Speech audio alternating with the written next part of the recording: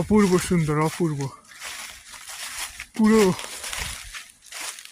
পুরো হলুদ, অরেঞ্জ, আর পাতা পড়ছে। বৃষ্টির মেঘ এসছে আর পাতা পড়ছে। অপূর্ব সুন্দর। নিচে কত পাতা পড়ে আছে।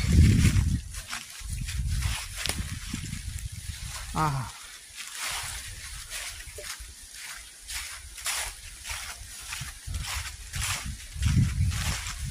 কিছু গাছ পুরো লাল, কিছু গাছ সবুজ, কিছু গাছ হলুদ,